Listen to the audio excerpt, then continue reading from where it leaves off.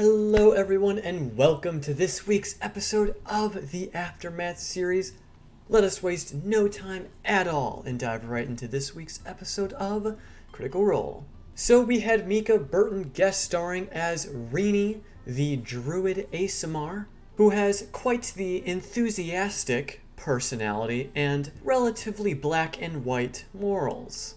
Honestly, the best way I can describe her personality is that it's similar to Twiggy's in the sense that it's very high energy, and she's also a bit naive. She's not as world-weary and traveled as the rest of the party. Now, she only acts this way. She has stated that she fights evil and travels for it. She goes on different excursions when people need help. So while she may have traveled around, she certainly doesn't act like it. She seems to be guided by this angel, this celestial parental figure that speaks to her through her dreams.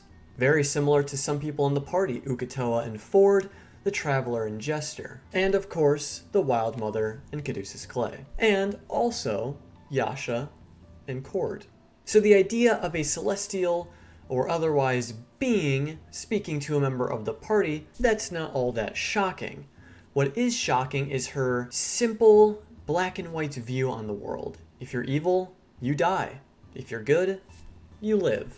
And this moral idea is vastly different from the Mighty Nine. The Mighty Nine is pretty much morally gray on several different topics. Having such an enthusiastic character such as Reanie come into the picture, stating that if you're evil, you die, definitely throws a wrench in the party's gears. But stepping aside from that real quick, as much as I love Reanie, there's something about her. She's too convenient. She's too friendly. I mean, within the first 5 minutes of knowing her, she made a connection with almost every person in the party. Uncannily so.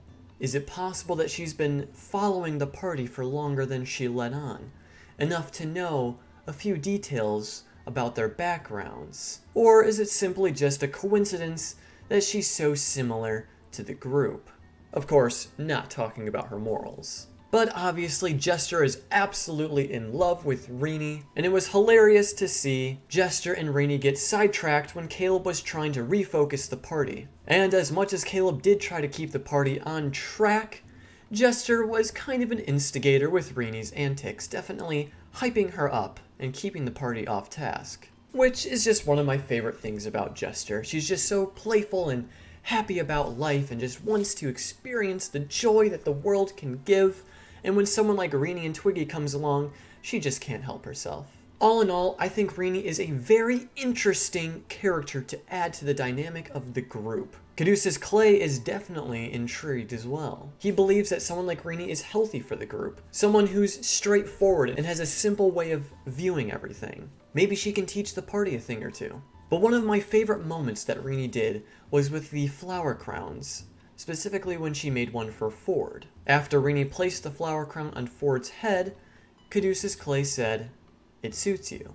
Now, this immediately made me think that this was foreshadowing Ford fully committing to the Wild Mother. Considering flowers are a thing of nature, it would make sense. And then, of course, with Caduceus Clay saying it suits you, Caduceus obviously approves of Ford worshipping and joining the Wild Mother. And also, with Reanie being a druid, Marisha was just absolutely delighted to see Reanie, especially when she did her wild shape into the wolf when they were at her house. And speaking of Marisha, specifically Beauregard, or should I say Beauregard Lionette, we now know her last name. Now, I don't really know what this means for us, but hey, we got it. But now, moving back to Reanie one last time before we go on to other topics, she did ask if anyone in the party was evil, because if anyone in the party is evil, she's gonna have to kill them. Now, immediately the party said, no, none of us are evil. But Caleb was silent. This pretty much tells us that he still feels that he himself is an evil person. Although we know that through his travels, he has definitely redeemed himself. But again, it's a hole that Caleb still feels he's trapped in and needs help getting out of.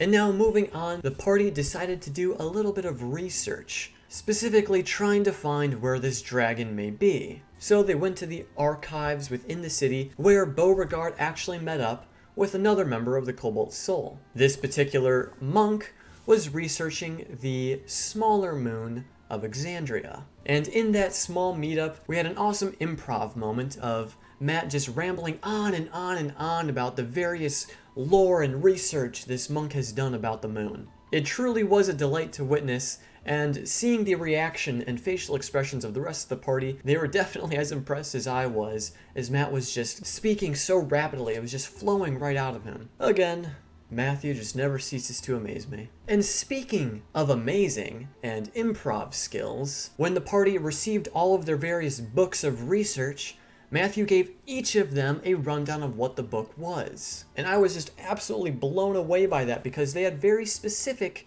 requests on what they wanted to research. Now, the only ones that truly mattered was the one Caleb had and the one that Beauregard had. Caleb received a specific page in this book that was magically enchanted, which we later found out was holding a few different containers. These containers were locked away within this page. Now, what these containers hold, we're not quite sure yet. We'll probably find out next episode. But the book that Beauregard was researching was on myths and legends in the surrounding area, and this is where we found out about an ancient dragon by the name of Geladon, located about 350 miles northeast of Uthadern. And so, with this newfound knowledge, the party has gathered the mithril they need, sent a message back to Essex saying they're gonna need another quick teleport. The party has now arrived in